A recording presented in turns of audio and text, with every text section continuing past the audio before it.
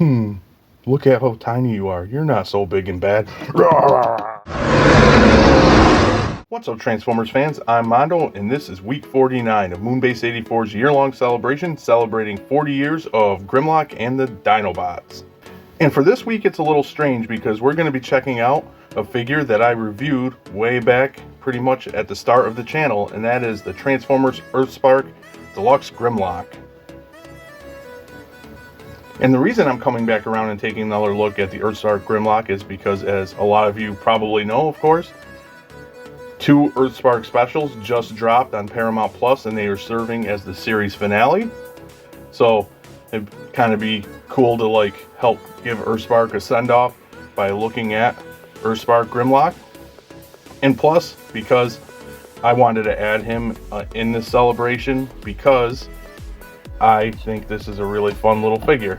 So we're going to take another look at him right now. Some of you may have seen this look at Grimlock, but for the rest of you that haven't, I hope you enjoy. And as you've been seeing this whole time while I've been talking, is here we have Earthspark Grimlock in T-Rex mode, and we will take a closer look. First, we'll remove his gun. I like that weapon storage for Grimlock. He got his blaster right up there. Add some firepower, like Grimlock needs it, but additional firepower to his Dino mode. And we'll take a closer look at the accessory, and of course it's his traditional double barrel blaster, but this time done in yellow. Some nice sculpt work, a little hit of red paint, pretty cool. And looking at Grim himself, this is a retool of the Cyberverse Grimlock, for those that might not know, and I think he works better with this retool. I think he's more fun, but we'll get into that. We've got some nice panel work and lines and things like that. Some hits of blue here, and then some hits of red, some black or dark gray. And of course, he's cast in a lot of gray. Some red on his spikes on the top of his back, going down to his goldish, yellowish tail with some more red. Got a nice hit of blue for the eyes. Love the head sculpt on this guy. Some hits of black. Again, nice panel work. Pretty clean. Underbelly still kind of clean. Yeah, I really like the design of Grimlock in the Earthspark show, and they did a good job translating that over to this deluxe class with the retool of the Cyberverse Grimlock. Articulation is where he stumbles a bit. You can't move his little dino arms or anything, which is a shame. His legs can spread out like that. They can rotate there, and they can rotate here. Unfortunately, no knee, just because these are his arms, like a lot of Grimlocks. Most Grimlocks are in robot mode, and for the transformation, the elbow bend is this way. So that is a shame. And that is pretty much it, except for he does have an articulated jaw. So limited with the articulation in Dino mode, but still a cool Grimlock T-Rex mode, I think. I love the little pack on his back, maybe some, you could call those blasters. And again, I do like the design of Grim in the show, and I think they did a decent job translating it over to this little deluxe figure. And if you want, you can have little Jeff Goldblum ride this little Grimlock. So like usual, I'll go ahead and transform Grim up, and we will take a closer look at his robot mode. And here's Earthspark Grimlock in robot mode, and just like I said with his T-Rex mode, I love the design of the Earthspark Grimlock's robot mode. Both of them together is just, I think, a really good modernization of Grimlock. In T-Rex mode, you get the more modern, the modern take on the T-Rex, and then just how he's streamlined and things like that. Just the look of the robot mode, to me, is like a modern take of the G1 Grimlock design, so I think it's pretty cool. And we'll take a closer look. I love the head sculpt, both in this show and on this figure. You get the blue eyes, and some gray for the side panels and wings on his helmet, I guess you'd say. And then the black head with the gray neck. And then he retains his traditional gold chest. but you get a hit of red there and a tiny Autobot symbol and some nice panel work on the chest. And besides that, besides the red hit for the waist, everything else we've pretty much seen in Dino mode. Of course, on his legs you get his spikes, all in red. The one detriment to this figure, and I know it's a deluxe, and it's a Earthspark Deluxe based off of a Cyberverse Deluxe, which is more, they were more of like, you know, a budget deluxe line. But the one thing that's detrimental to me is the hollowness.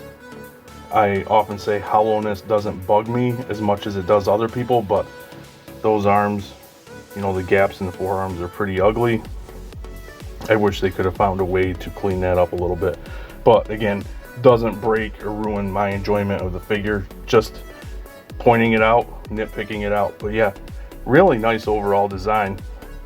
The back, of course, you get the traditional Grimlock backpack with the T-Rex head, and then again a little hollow in the back of the legs.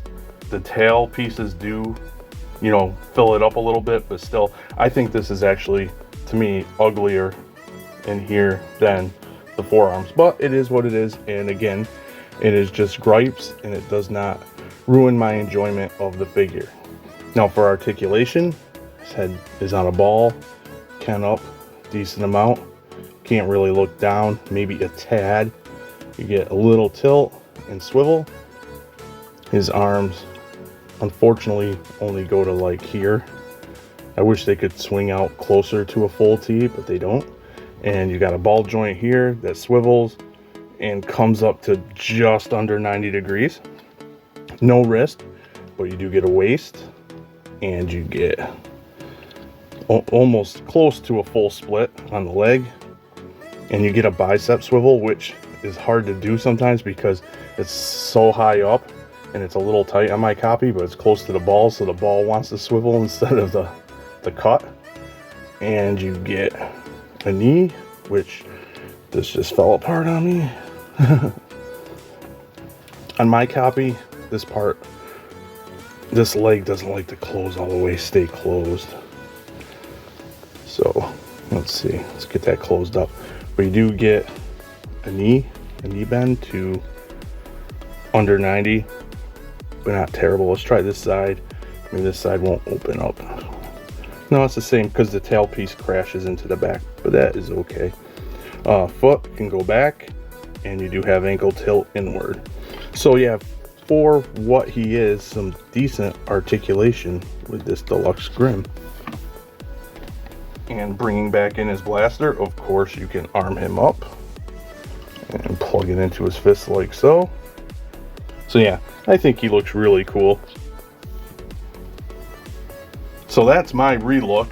Now that I say that out loud, that sounds weird and goofy. This is my second look at the Transformers Earthspark Deluxe Class Grimlock.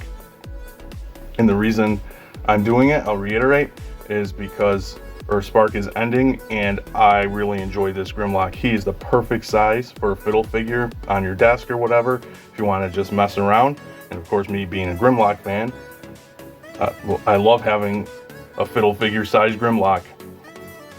I do like him more than his mold cousin, the Cyberverse Grimlock, both aesthetically and for some reason, even though their transformations are the same, the Cyberverse is more finicky when it comes to transforming the robot legs to the dino tail on the Cyberverse, and he just looks really cool. I'll say it again, I love this design for Grimlock, and even though I enjoy him and appreciate him for being a, you know, fiddle size figure to mess around with, someday I hope we do get like a Voyager size of this design, because that'd be cool too. With that being said, drop me a comment, let me know what you think about the Earthspark Grimlock, and as always, thanks for docking.